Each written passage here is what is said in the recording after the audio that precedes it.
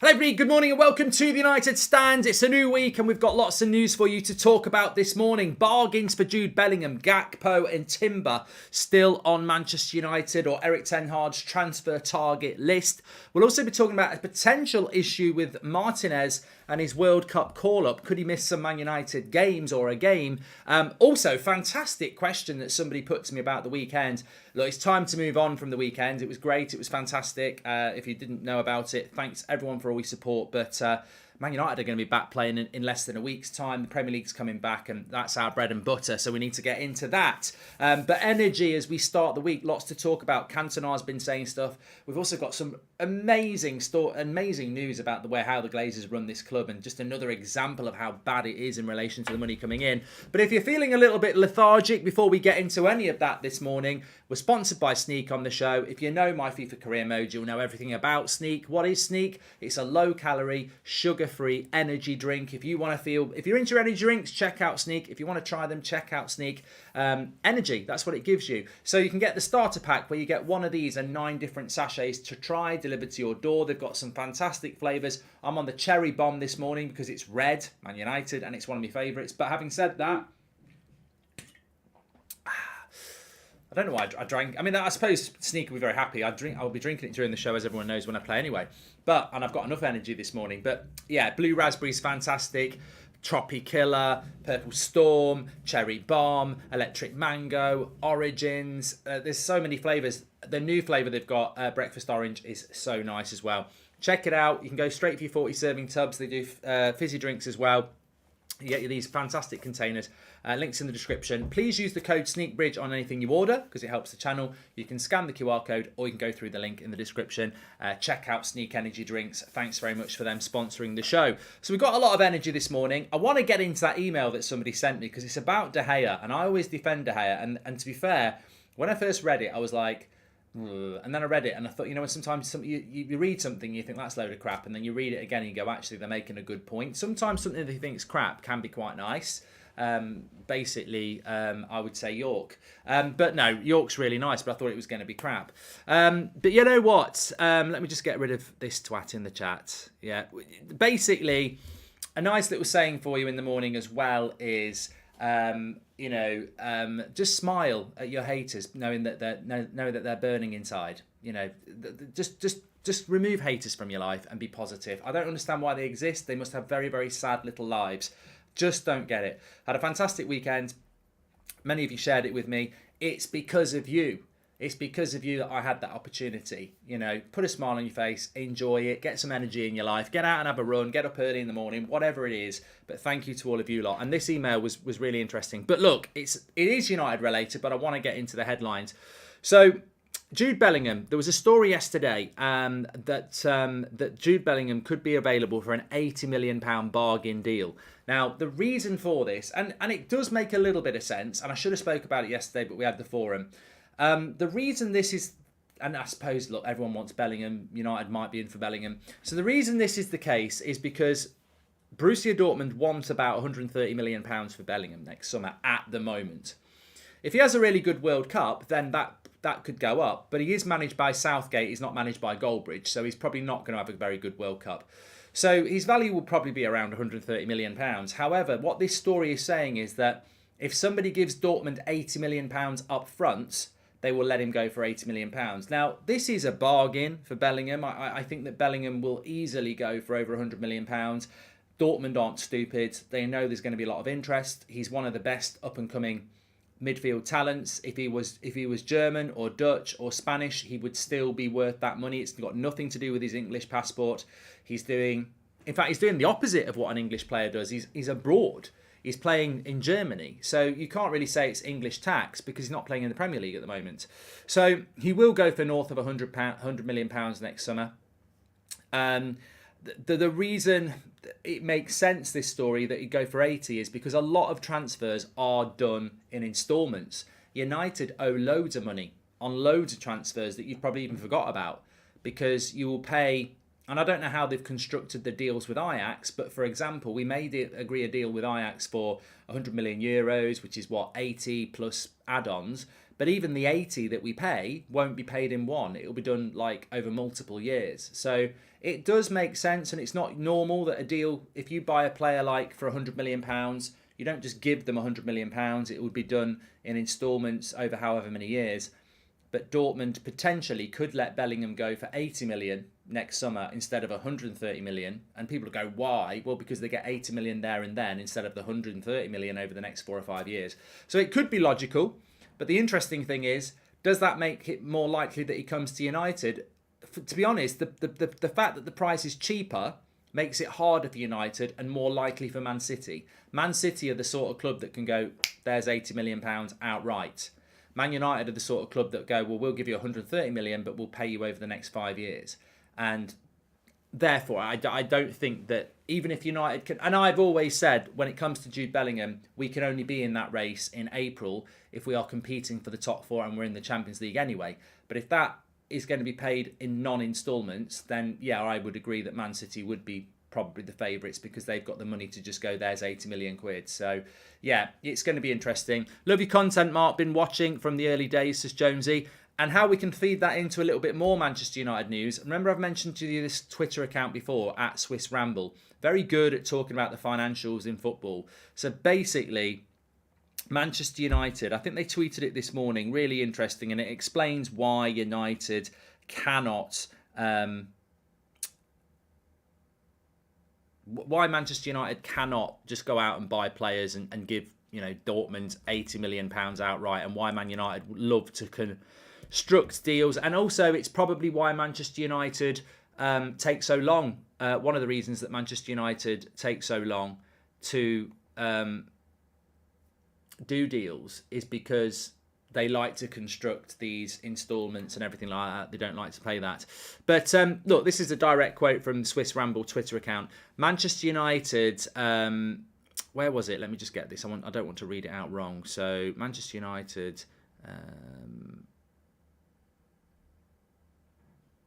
oh God, I can't remember where it was. Here we go. No owners in the Premier League take out more money than the Glazers, with 187 million leaving Manchester United since 2012. Meanwhile, others have put significant funds into their club. E.g., 10 years up to 2021, Man City have put in £684 million, Chelsea 516, Aston Villa 506, when Man United have taken 187 out of the club. But the interesting thing for me is... where was it? Look at 12 years. Here we go. This is the one. Looking at the 12 years up to 2021, Manchester United's £517 million interest payment was nearly 3 times as much as the next highest club, Aston Villa, who were on 174 million. Looking at it in another way, it was almost as much as the rest of the Premier League combined. So Manchester United's 12 years to 2021, they paid 517 million in interest payments, which is over £500 million, paid out by Manchester United, not by the Glazers. So in 12 years to 2021, Manchester United paid £517 million in interest payments on debt. £517 million, yeah? Arsenal paid 174 and Spurs paid 109. And then everyone else is just very low, like Burnley 9 million, Leeds 8, Crystal Palace 6, Sheffield United 6, Leicester 4, Newcastle 2, Fulham 2, Southampton 22 million, Liverpool 33.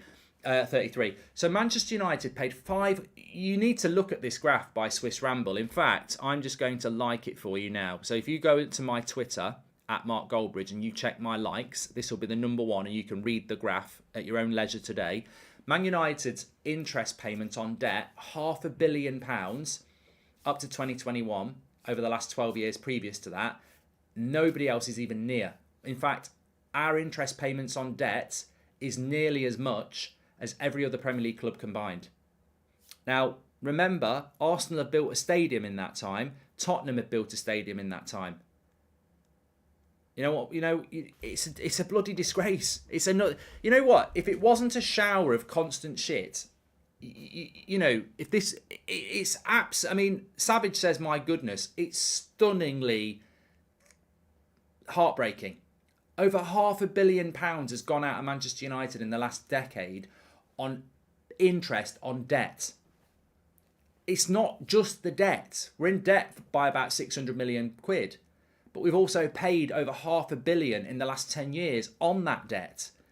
That's over £1 billion when you combine the debt and the interest on the debt. It's stunningly disgraceful. I mean, I almost feel that people should be put in prison for this. I think the Premier League should be kicking them out of football. It's not right. No football club and no football fan base should have to put up with that level of incompetence running their football club. £500 million gone on debt repayment in the last 12 years. It's horrific, absolutely horrific. So when you bring that back to how does that impact on your club, because the Glazers will say, well, loads of businesses operate in debt, but not in football, they don't. The graph is there, they don't. And also, Arsenal's interest debt repayment over the last 12 years is about 170 million. But they built a stadium. The Glazers haven't built a stadium. They've just maintained the debt.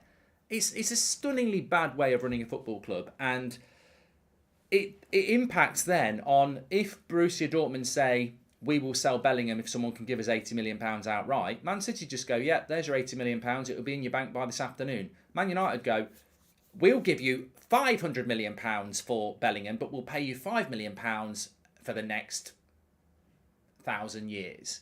Because that's the way United's built. And obviously that's a very extreme example, but look at the debt. Look at the debt payments we have to pay every year. We can't walk to a club and go, we will give you the 74 million for Sancho straight away. We have to do it over many years. The club is screwed financially. And I will say what I've said before, and I'll say it right now before we move on to more topical matters. I think the protests and everything that everyone's doing, whether it's a bit fragmented, some groups seem to be a bit quiet when others are very vocal. There's lots of stuff going on with United, as we know, and most of it's very positive around the protests and the anger and frustration about the Glazers. I've said this before, and I'm becoming more and more encouraged and convinced by what I'm about to say again. I don't think it matters whether we protest, whether we get Glazers out trending, whether people do nothing. And I'm not saying it should stop at all, but I don't think it's going to make any difference. But for a positive reason, I think it's absolutely inevitable that the Glazers are going to sell this football club. And I don't think protesting is going to make much of a difference. And I don't think Glazer out is going to make much of a difference. And I don't think the Manchester United Supporters Trust being quiet or being loud is going to make any difference. What I'm basically saying is, whatever people are doing, fair play, some of it's fantastic, but I don't think it's going to make any difference other than, making the fan base very aware of it, which is very important. And the reason I don't think it's going to make any difference is because I think when you look at the financials, the Glazers are selling this football club very soon. Very, very soon. The stadium needs building. The debt is there. It's getting bigger. The interest payments. Sponsors are getting itchy feet. I just think it's very, very obvious that they know they've got to spend a lot of money on this football club and they don't want to do it. And that money's not going to come in and everyone's going to get better and better. What the Glazers have basically done with Man United over the last 17 years is they bought a football club that was at the very, very top of football and earning more money than anybody else. And they basically rinsed it. They've rinsed it. And I was thinking about this over the weekend. They are preparing to sell this club because they've done what they wanted to do. They've rinsed the football club for nearly 20 years. And now we're not at the top of English football. We're not at the top of world football. And teams are catching us up. Revenues are going up for other clubs and down for us. So basically, they've got what they wanted. Now you sell. And I think we're coming to that point because the only way they can get us back where we were 15 years ago, where we're getting more money than everyone else, is by spending money. So I actually think it's very, very clear that the Glazers are coming towards their end game, which is great, but it's also very sad because obviously in that 20 years that they've rinsed us, they've taken us from one of the most powerful clubs in the world to where we are today. So, we can all be encouraged and excited that they're going to eventually sell us, and I think they are going to sell us, but they've still absolutely destroyed the infrastructure of this football club and took us from a very, very strong point in 2003 to where we are now. I would imagine the Glazers have their head in their hands this morning. The pound is approaching the same price as the dollar, which is staggering. Like I said, Nick, the protests and everything need to carry on, and they will carry on, and people are doing great work there. But, when you sit down and look at it analytically, they're selling this football club, I'm convinced, because they have to. And it's nothing to do with results, transfers, no title in 10 years, no trophy in 5 years. All those things are really important to be Glazers out. They're selling this football club because financially, they know they've got to, and basically they've bled as dry as much as they can. Anyway, going back to topical stuff, let's get back into it. I want to talk about this Martinez thing very, very quickly. Now, it's only a little story at the moment, but apparently Argentina are going to lobby to get their players released earlier for the World Cup, which means that Martinez, who is our only Argentinian player, I think, yes, he is, would miss the last game of the Premier League before we break off. Now, this is a little bit of a rumbling story at the moment, because if you're not aware, I think the World Cup starts nearly just about a week after. I think the last Premier League games are on the Sunday, and the World Cup starts the following Sunday. So basically 7 days gap. Argentina are saying that they would like their players earlier than that to prepare for the World Cup, which, to be honest, I understand. 1 week preparation for a World Cup and nobody's playing any friendlies is next to no time. However, the interesting thing here is that if Argentina do ask for that, Brazil will, everybody else will, and therefore you'll lose fixtures. Now, we already know that the Premier League and Serie A and everything else is very, very tight.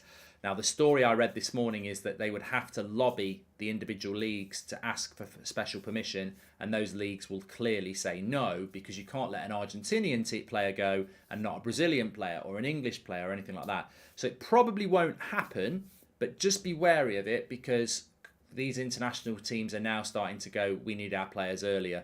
But I actually think that, especially because of what's happened in the Premier League, it won't happen. But you can see why they're offering it. They offered Cantona a job. Check One Football, says Josh. I've seen the Cantona stuff. I don't really want to talk about it at the moment, Josh, because I just don't think it's got any credibility. Eric Cantona basically said that he'd spoken to Manchester United a year ago. I mean, what Eric Cantona's saying has got credibility, but I'll come back to what I think about it. So basically, he'd said that Ed Woodward's a banker, they need a director of football, and I think Cantona put himself forward as a director of football. Now, look, I love Eric Cantona. I'm from that age where the collar was up at school and everybody loved him. He's iconic. I don't know that Cantona's the... I mean, I'll be absolutely honest. I love the guy. I love David Beckham. I wouldn't want him as director of football, and I wouldn't want Cantona as director of football, because I don't need that anymore. I think the Solskjaer thing just cleansed me of needing an ex-legend to come into the football club. It's fantasy, it's romantic, it makes you feel very warm inside, but I don't want ex-legends of the club involved in the club unless they've got an experience. You know, Edwin van der Sar, I'd take van der Sar over Beckham or Cantona. He's nowhere near the legend they are, but he's actually operated in the European football market over the last few years, and that's what I would want. So, look, of course I'd take Cantona over Ed Woodward. I'd take Gordon Ramsay over Ed Woodward, but, you know, I think sometimes you get these stories from Evra or Cantona. I think Rio said it as well, talking about they'd love to work for the club. I personally wouldn't love them to work for the club, because we've fallen behind so far. We need elite people in. It's why I and many other people got excited about Rangnick, because his record of rebuilding clubs was fantastic. And I'd bring Rangnick back over Cantona. I'd bring Rangnick back 100%, because he has got that record. We need specialism. That's why I wanted Ten Hag, because he is one of the best up and coming, exciting European managers who was due a big job. So yeah. Matteo Red Devil says, off topic, Mark, I've started playing Saturday football. Never thought I'd be back on the pitch. Really feels amazing. Good for you, Matteo. Hope you're enjoying it. I've got a few bits to get through. GAKPO and Timber. Speaking to somebody yesterday about something completely different, and we were talking about the striker thing, because I did the video on Saturday, didn't I? Basically, I spoke to somebody on Saturday who's, you know, quite well connected. There was a lot of people at the after party and stuff, and we were talking about Man United transfers. And they'd mentioned the video I did on Saturday that went up about the, you know, five or six targets, and they said, I think you're going to get GAKPO, and the conversation developed, and they were saying, look, ultimately it's very obvious that Ten Hag wanted Timber, and it's very obvious that you were considering getting GAKPO and Anthony. Obviously the money wasn't there to get both. You got Anthony, and they basically said to me, I fully expect that you'll go back in for GAKPO and Timber, whether it's in January or next summer. So I mean, it wasn't Speed. It wasn't Speed. I think Speed probably talks to some United players, but I don't think he talks to the director of football. Maybe he should be our director of football, but no. So yeah, I mean, it's very early to be saying this, but you know, it was a conversation with somebody who's pretty, you know, well connected, and they were saying, you know, Gakpo and Timber are two players that I would certainly keep at the very top of your thoughts, because they're clearly players that Ten Hag wants. He's had a lot of success.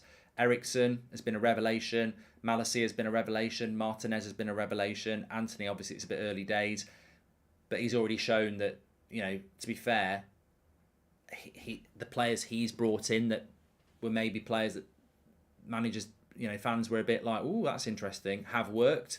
So, yeah, don't be surprised if we go back in for Timber and Gakpo in January or next summer. Doesn't mean we'll get them. I mean, Timber could be difficult to get because of the competition for him. Same with Gakpo, but they are two players that will be featuring for Manchester United. So I just wanted to drop that back in, so you're aware that because we didn't get them in the summer doesn't mean that we won't go for them again. And also, I mean, I don't want to. What do you have for breakfast? Says Pastor Fred. Well, I'm on my sneak at the moment, but I have porridge as well. Slow releasing energy oats, isn't it? But I'm on my sneak at the moment. My cherry bomb. Get yours. Links in the description. Starter pack. Sneak Bridge is the code. Scan the QR code. Links in the description. Delivered to your door. But I tell you what. Somebody said it in the chat, and I'm not going to ignore it. They said, does that mean we're going to go back in for De Jong? Mr. Pablo says, Timber signed the new contract. Yes, he did, mate. He did sign a new contract, but there's a release clause in that contract. Well, I don't know whether it's an official release clause, but there definitely is an agreement that he can go next summer, because that was being discussed when we wanted him. Ajax were trying to keep him, we wanted him, and Ajax were basically saying, we'll up your wages if you sign this contract, but next summer there's an agreement that you can go. So Timber will go. Obviously, it's in Ajax's interest to pay more wages to stay a year, and then they'll get more transfer fee next summer. So he will leave Timber in the next year. United should buy more players from RM, cheap too, says Sly. Real Madrid, wasn't that cheap. What game would Martinez miss if he went to Argentina, says Charles? I think our last game's Fulham. I'm going to come back to that. Liverpool will sign Bellingham, says Cum. I actually think he'll go to Man City, but we'll see. It's a long way to go. But did you hear what Van Gaal was saying? Very interesting what Van Gaal was saying in contrast to Southgate. So basically, he was saying that the Dutch squad is not a rehab centre. And what he's basically saying is that, look, De Jong and Memphis, they've got money in the bank. They're important players for me. But he's not happy that they're not getting game time for Barcelona, and that can't go on forever. So he's basically saying, look, it's about fitness and sharpness. If they're not playing regularly, when they come to the Dutch squad, it's almost like with the Dutch squad's a bit of a rehab centre for them to get their fitness up. And he's like, I need them to be ready when they come. So he wasn't saying that they're not going to be part of the World Cup squad. I mean, the World Cup's only in 6 weeks, but he was basically saying that long term, people like Memphis or De Jong or anyone like them, this can't keep happening. You can't keep coming to the Dutch squad when you're a bench player and then, you're getting your game time with us. We're not a rehab centre. And whatever you think about Van Gaal, and, I did want him to be sacked at the end. He is still a real character, isn't he? And, obviously his record in football is fantastic. But you contrast that with Southgate, who's just, he would never say anything like that, would he? But it's very true. You should not be getting picked for your national squad consistently if you're not being picked for your club squad. And that's not to say that Southgate shouldn't have picked Maguire, and I don't want to talk about that. But what I'm saying is, you can't consistently not get picked. If you're a bench player for Man United for the next 6, 7, 8 months, you shouldn't be in the next England squad in March. And I think that's what Van Gaal was saying, is that De Jong and Memphis can't be being first team players for the Netherlands next March if they're still on the bench for Barcelona. Because what he basically wants is he wants his players to play, which is why that rumour about him coming, Timber coming to United and him dissuading those players. Because ultimately Van Gaal wants players playing for his team who are playing regularly for their first team. So does that open up the door for De Jong to still leave Barcelona? I still think it does, but I think everyone's tired about De Jong and Manchester United. But what I would say is, as boring as it is, and it is boring, if De Jong is up for sale with Barcelona next summer, Manchester United will try and get him because Erik ten Hag really, really wants him. So I wouldn't rule that out completely. I just hope he signs a new contract and starts playing for Barcelona, because I'd like to rule it out. Gakpo did play very well yesterday. What's the next priority position should we go for in January or summer? I would go for striker, centre-back, centre midfield, then goalkeeper. I agree with you on that, Shiran, but remember, I think we also need a right-back 100% as well. Just on the internationals, it's not over yet. Should another manager's choice dictate yours, says Robert McCormack. Should another manager's choices dictate yours? I don't know what that means, Robert. It's too out there. Let me have some sneak and get some energy and see if I can understand what Robert means. Well, Robert, your choices and thoughts should not dictate mine. My thoughts and choices should not dictate yours. But what they should do, and the way I've lived my life, is that I will listen to what people have got to say. I won't use most of it. I might take little bits. I might completely ignore it, or I might go, that's genius. That's how I live my life. I read, I consume, I listen, I communicate, and I take bits where I go, they're completely wrong and I don't want to be like that. Or, oh, there's a little bit there, they said. The rest of it was shit, I'll take that. Or, God, that was brilliant. I really agree with that. And that's what you do. So if you're talking about managers, yeah, I mean, I don't know what managers you're talking about, but let me just get rid of this idiot here as well. God, we still attract idiots, don't we? There still is people who come in and just act like twats in the chat. Just go. Anyway, the moderators are doing a great job. I can see Sally and Susan and are in there as well. But international duty, you're right about Timber. He only signed a 1-year extension, so it will be back in the same place with 2 years left, says Glenn. Cheers, that's what I thought. On the internationals, we are coming to a point where the internationals are basically over for some of our players. So Varane, Eriksen, Malacia, McTominay, unscathed. They're all out. They're all out of international duty now. They're all coming back to Manchester this week, and we've got a big week of training ahead of us. I quite like how this international break finishes quite early, because sometimes in the past you'd have Brazilian, Argentinian call-ups playing on Thursday night. So where we stand at the moment is McTominay should be playing for Scotland tomorrow, but he's picked up a ban, so he's out of that. And Eriksen, Varane and Malacia, they're all finished. So they're fine. They're fit.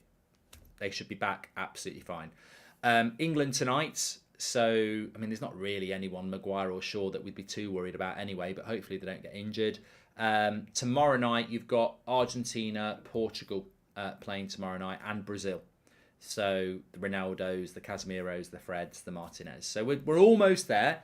And then they should all be back in training for Thursday at the latest. And then we prepare for that game in the derby. So far, fingers crossed, that's the update on internationals. Interesting week because the interesting thing back home is Donny van der Beek's back in training. We need him for the next month. Want to see him playing some games.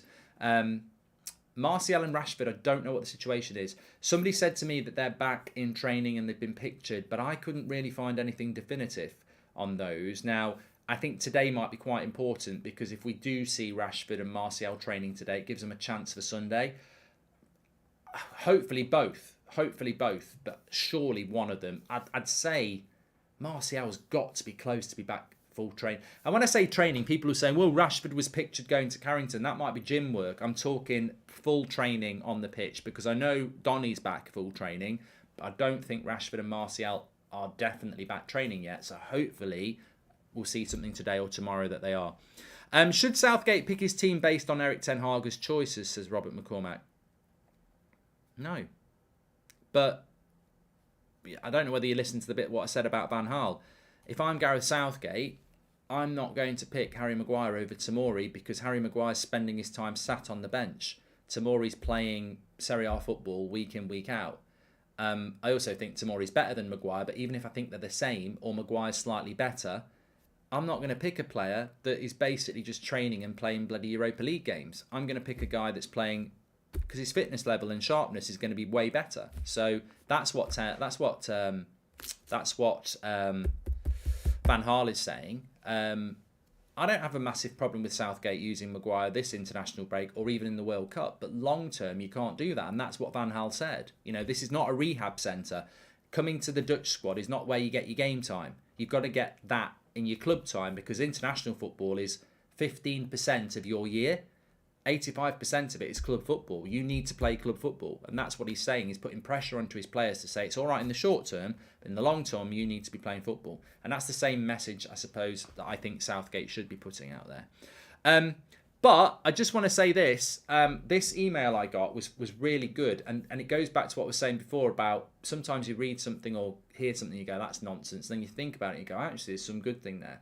So somebody messaged me and they basically said, really enjoyed what you did at the weekend. Hope you enjoyed it. Obviously, the Sidemen charity game, I was the manager. And said I was really impressed. They were really impressed with the way we played, blah, blah, blah. But what they said is, you clearly told your team to play out from the back and move the ball through the midfield into the attack, which is true. If you were a top level coach, surely you wouldn't want to pick De Gea, because De Gea's no good at that. And it is interesting. Look, all I'm going to say is, look, managing and I've managed teams before. I've done coaching before, so it's not. I'm not dismissing what I did at the weekend, because I have done it before and I know how I want football to be played.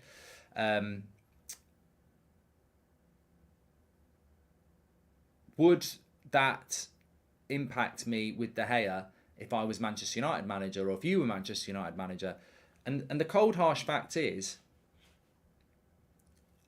I just think this season with De Gea, we've got to give him a chance with Ten Hag. But if I'd have been playing at the weekend and my goalkeeper cannot pass out from the back, I can't play the way we had to play at the weekend. We had no pace up front. Our best players were midfielders.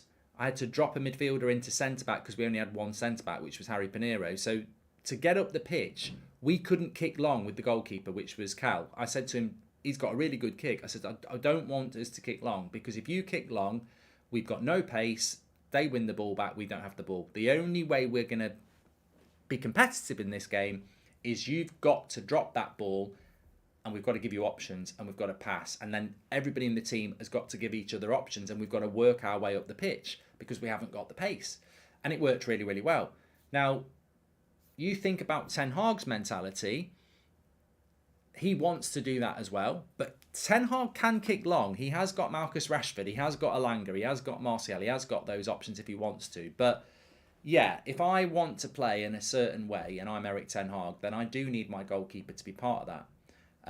As a fan, I'm so loyal to David De Gea, and I would do what Ten Hag's doing. I would give De Gea this season and then analyse that season. Don't analyse De Gea under Rangnick or Solskjaer, because you're not the manager. Analyse him in your season. And I think Ten Hag's doing the right thing with De Gea, because the first principle is, he's one of the best shot stoppers in the world. And that's, your goalkeeper is there to stop goals. But there has clearly been an evolution of football over the last decade with goalkeepers where team basically, and I can give you an insight into this, and you can give an insight into people about this. The reason football has changed with goalkeepers is, I remember when I used to watch it as a kid on the TV, literally goal kicks, and when it was in the hand of the keeper, it was 99% of the time they boot it. They'd boot it long, up in the air or from a goal kick. That's where the whole, you're shit, That's what I used to say when the goalkeeper was running up to take a goal kick. That's what it was. That is what it was. And the reason it changed, and we all know the architects of this, whether it's the Peps or even people before him, the reason it changed was that those kicks are 50-50 balls at best. It's going to get flicked on, or it's going to, you don't know who's going to win that possession.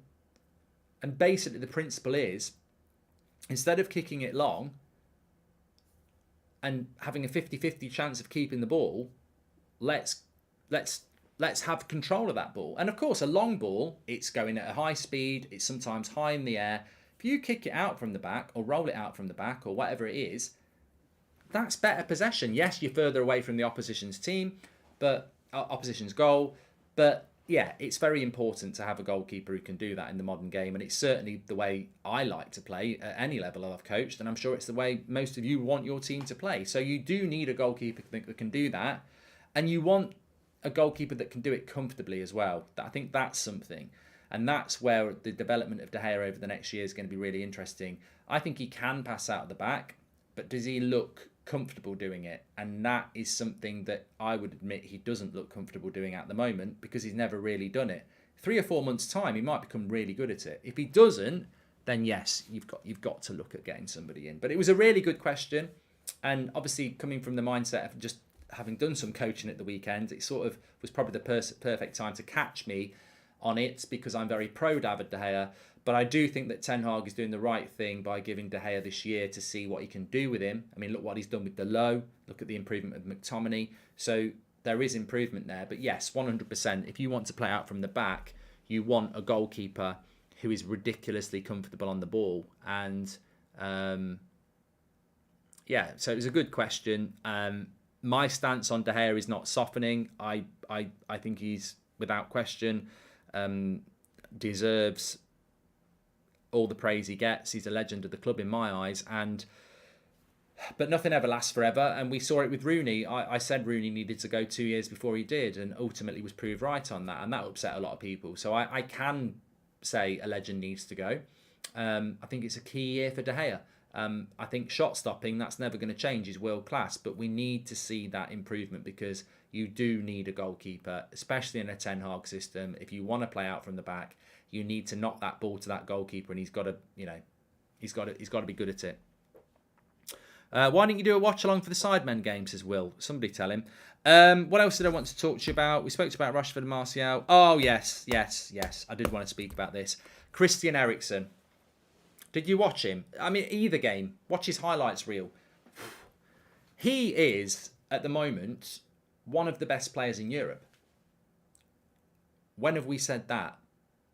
Any time in the last few years. He is, without question, one of the best players in Europe at the moment. He was stunning against France. He was good last Thursday night as well. I think it was they played as well. He's been brilliant for United ever since he started. He is absolutely superb at the moment. And the interesting thing about it is that I've known about Eriksen for years. We all have. If you'd have spoke to me about Eriksen at Inter Milan or Spurs, I'd have gone, he's a decent player. Yeah, I'd consider him at United. I don't think this Eriksen we're getting at Man United is what we saw of him at Inter or Spurs. I think he's probably playing arguably some of the best football of his career at the moment. And that's a bit sensationalist, I know. But like if you watch him at the moment, just watch what he did against France last night. He is on a completely different level at the moment. He is. I mean, I could spend 20 minutes talking to you about what he's doing well, but I think the easiest thing is to say he's one of the best midfielders in European football at the moment, and therefore he's one of the best midfielders in the world at the moment on form. And I mean, I could think of many that arguably are better than him, but on form at the moment, he is absolutely superb. And we spoke about this last night on the forum about McTominay. You know, if you think about the improvement of McTominay, he's now got Varane and Martinez behind him instead of Maguire and Lindelof, and he's now got Eriksen next to him instead of Fred. Like, you are going to be a better player when you've got those three players around you, and I think Eriksen is just so important to us at the moment, and I'm very, very pleased. I don't want to lose anybody for injury on this international break, but you know, if you pick up an injury on international break, they're going to miss the next 2 or 3 weeks, aren't they? And that means they're going to miss the next 5 or 6 games. The fact that Eriksen has come through unscathed and Varane has come through unscathed. I mean, when Varane didn't start for France and was being rested last night, I was ecstatic, absolutely ecstatic. So I hope he was rested because he's not carrying a knock, by the way. But yeah, so important that those two players stay fit for as long as possible. Welcome to the Members Club, John Olsen. Really appreciate that. So look, that's your morning show. Turned into a bit of a longer show than I thought it was going to be. But thanks everyone for watching. Really enjoyed that. Just a bit of a heads up. 7 o'clock show tonight because I'm doing the England watch along, which is on That's Football tonight, 7:45 kickoff. So we'll be live at 7 tonight instead of 8 o'clock. So make sure you check that out. We've got a video going out at 2 o'clock for you. I have got Ben Foster this week, but we postponed it to tomorrow, so that's not going to be out today. Oh yeah, Sneak. Give me some Sneak. Cherry Bomb. You can get one of these and 9 different sachets to try. Basically, I've not told you how it works. So if you get 40 serving tubs, 1 scoop in, fill it up with water, shake it all about. Not powdery at all. Really nice flavour, Sneak Energy. Low calorie, sugar-free energy drinks. You can get 9 sachets to try and one of these as part of your starter pack. Please use the code SNEAKBRIDGE on anything you order or reorder. Fantastic flavours. Check it out with Sneak. You can scan the QR code or go through the link in the description. Energy drinks. They're going to give you energy. That's what they're there for. So check it out. Thanks everyone for watching. I'll speak to you a little bit later. Take care.